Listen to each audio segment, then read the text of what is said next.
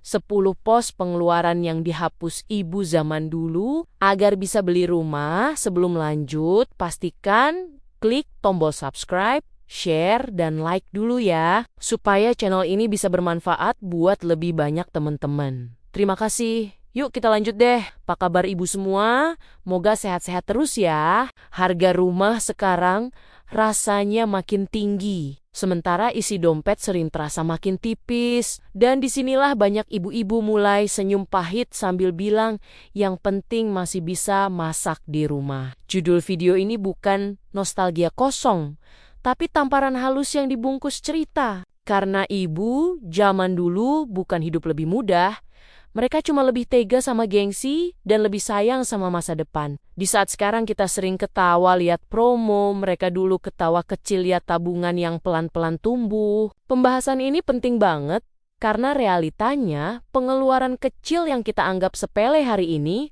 justru jadi penghalang mimpi besar besok.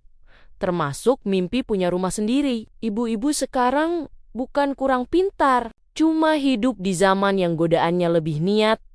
Dari iklan sampai diskon terasa seperti bisikan penggoda yang sopan. Jadi cerita tentang pos pengeluaran yang dihapus ibu zaman dulu ini bukan soal pelit, tapi soal strategi bertahan hidup yang relevan banget di kondisi sekarang. Sebagai gambaran nyata, menurut data Badan Pusat Statistik, kenaikan harga properti dalam 10 tahun terakhir jauh lebih cepat dibanding kenaikan pendapatan rumah tangga. Artinya, tanpa perubahan cara mengelola uang, mimpi beli rumah bakal makin menjauh. Sambil kita sibuk beli hal-hal kecil yang katanya self-reward. Jadi materi ini bukan cuma cerita lama, tapi pengingat penting buat ibu-ibu hari ini yang pengen tetap waras, tetap hangat, dan tetap punya rumah sendiri suatu hari nanti. Pos pertama itu jajan sembarangan. Kelihatannya memang receh. Hanya Rp5.000, Rp10.000. Cuma sekali. Tapi justru disitulah jebakannya. Pengeluaran kecil yang dilakukan berulang-ulang tanpa sadar itu, efeknya pelan tapi pasti. Bikin dompet megap-megap tanpa kita tahu kemana uangnya pergi. Akhir bulan bingung, merasa nggak belanja apa-apa. Tapi saldo tinggal sisa kenangan. Ini yang sering luput dari perhatian banyak ibu dan perempuan zaman sekarang. Ibu zaman dulu punya pola pikir yang beda. Kalau haus, ya minum air putih. Sederhana, gratis, dan sehat. Kalau pengen manis, bikin teh sendiri di rumah.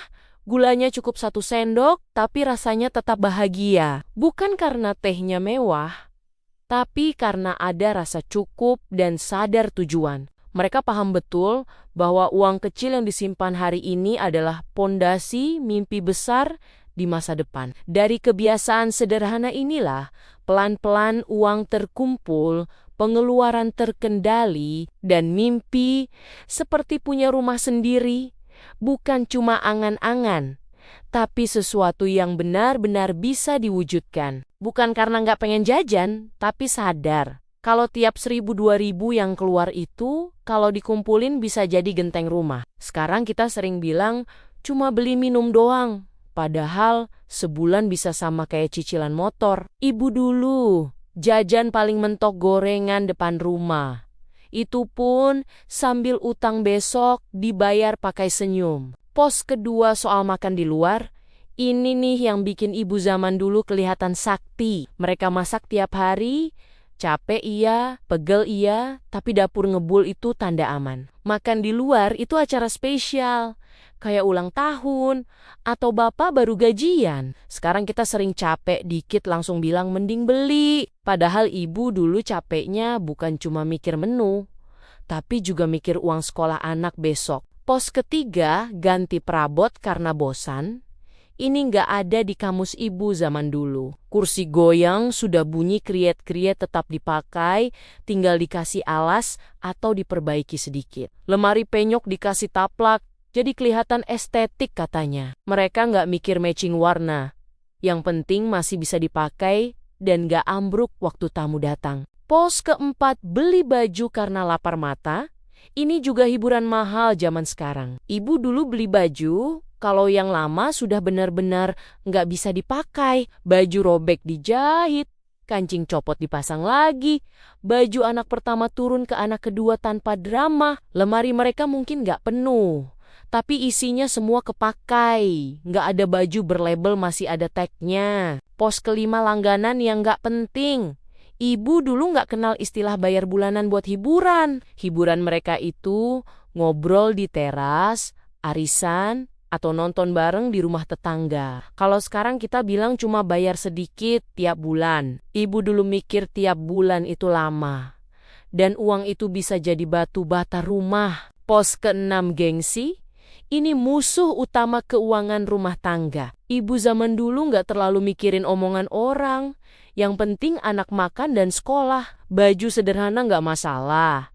Perabot biasa juga gak apa-apa. Asal hati tenang. Mereka gak pusing dibilang gak update karena target hidupnya bukan dipuji tetangga tapi punya tempat pulang. Pos ketujuh beli barang tanpa rencana. Ini jarang banget terjadi. Setiap mau beli sesuatu dipikirkan dulu lama.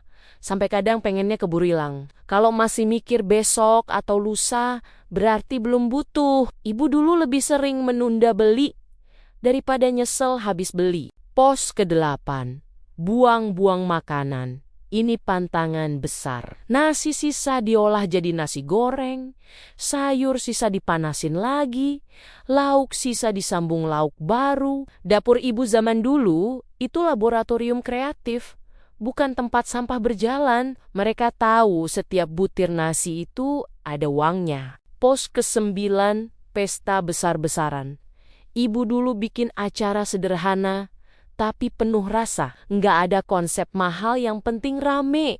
Yang ada konsep cukup dan guyup. Mereka nggak mikirin dekorasi, yang penting orang datang dan doa baik. Uang yang nggak dipakai buat pamer, disimpan buat masa depan. Pos ke-10 hidup hari ini doang. Ini yang paling beda. Ibu zaman dulu selalu mikir besok, lusa, dan nanti anaknya gimana. Nabung sedikit-sedikit tanpa target gaya hidup. Yang penting aman. Mereka rela nahan keinginan sekarang demi kepastian nanti.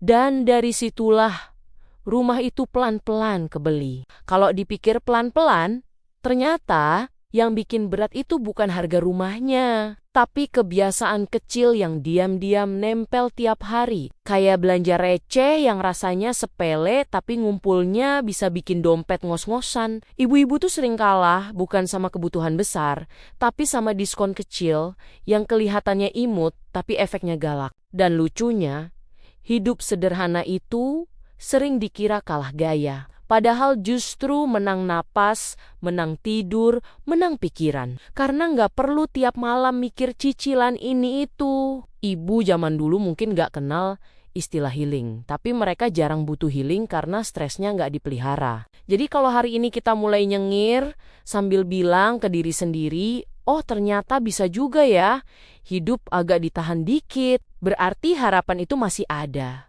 Rumah mungkin belum kelihatan, tapi jalannya sudah mulai kebentuk, dan selama dapur masih bisa ngebul, serta hati masih mau belajar, pelan-pelan mimpi itu nggak cuma jadi cerita. Demikian, terima kasih sudah mendengarkan ceritaku kali ini.